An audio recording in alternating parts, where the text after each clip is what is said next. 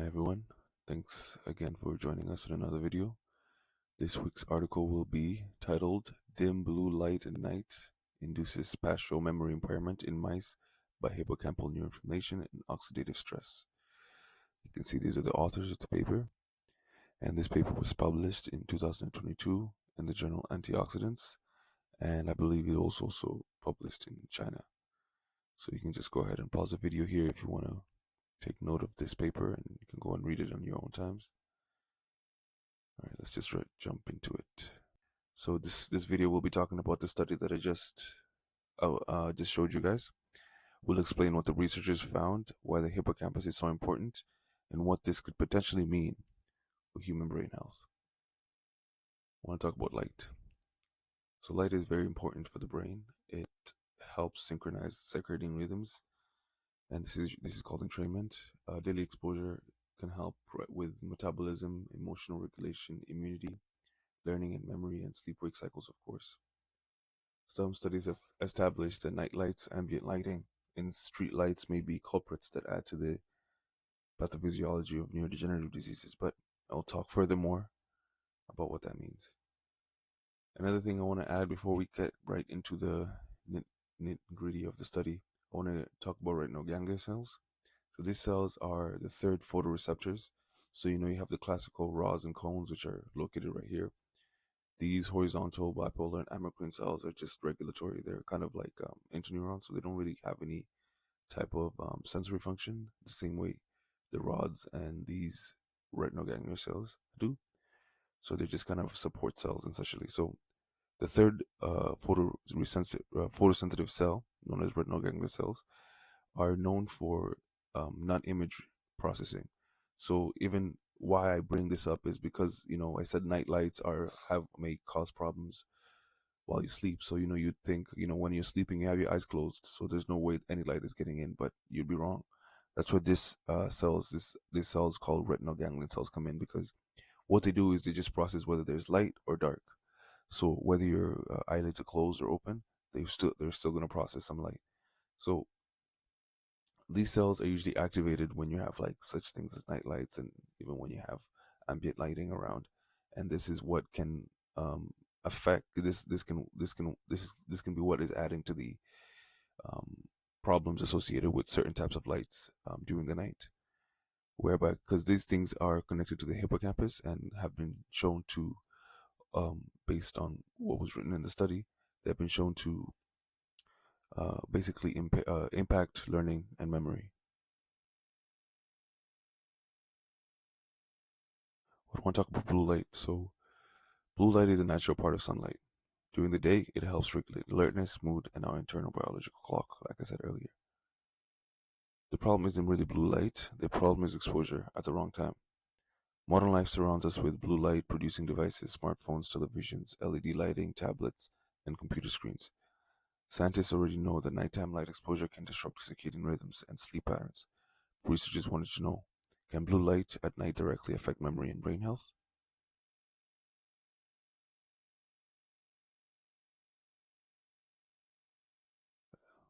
That's what we're going to find out.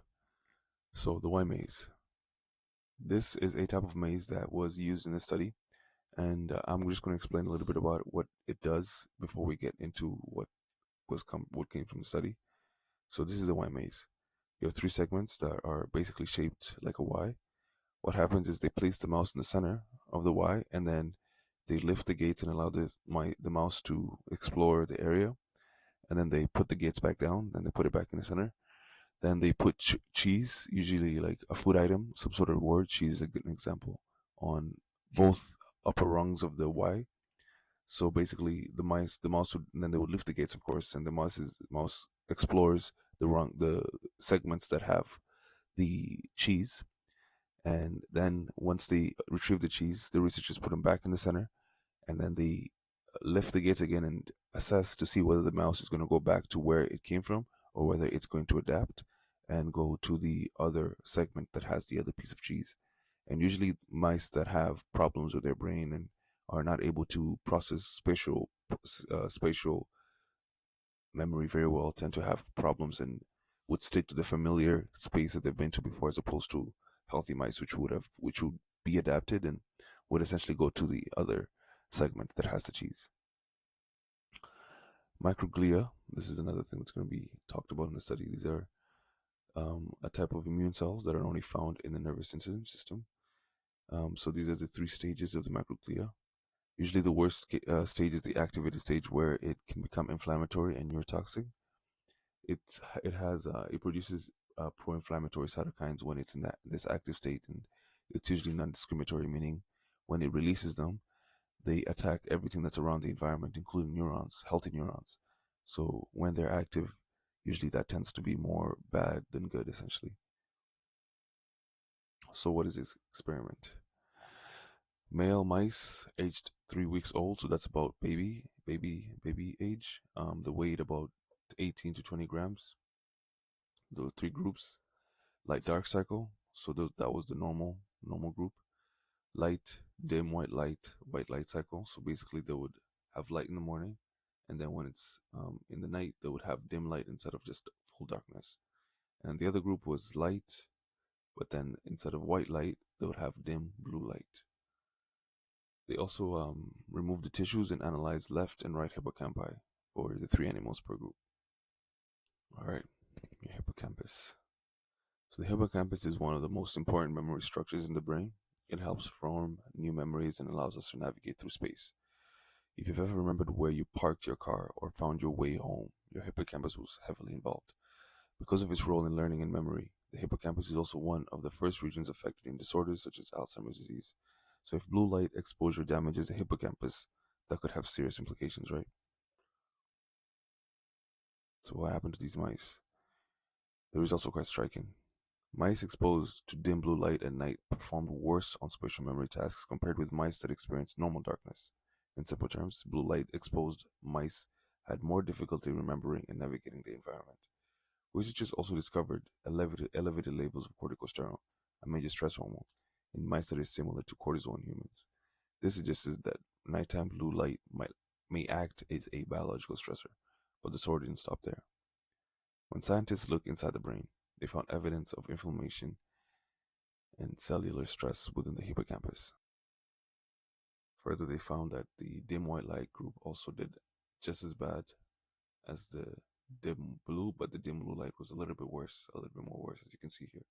They performed worse in the white maze, that stress levels were elevated, hippocampal neurons were dying, and the immune cells were activated, meaning the microglia were activated and just causing more cytotoxic cells to be activated, cytotoxic cells to be harmed.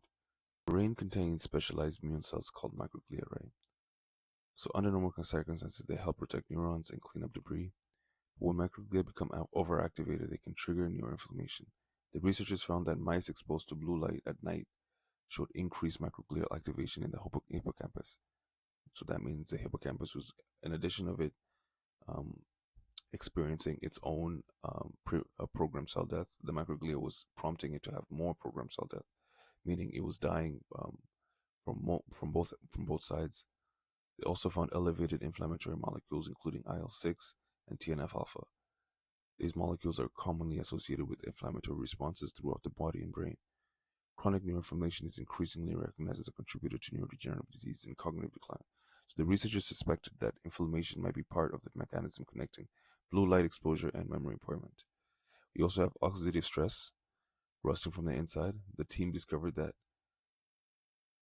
oxidative stress was being increased within the brain of these uh, be blue light blue light rats or mice. You can think of oxidation as biological rust. Over time, excessive oxidative stress can damage proteins, DNA, and cell membranes.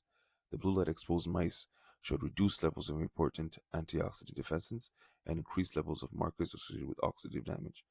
So this suggests that nighttime blue light may create an environment that makes neurons more vulnerable to injury.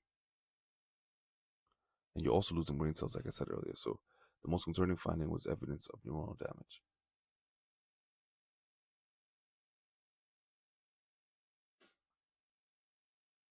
So what does this mean for humans? This was mice, not humans, right? We can't say your phone at 1 a.m. gives you dementia, but it adds to the pile of evidence that nighttime blue light isn't harmless. We already know it wrecks sleep and circadian rhythms. Now we see it may directly stress the brain too. More human research is definitely needed, but the warning signs are there.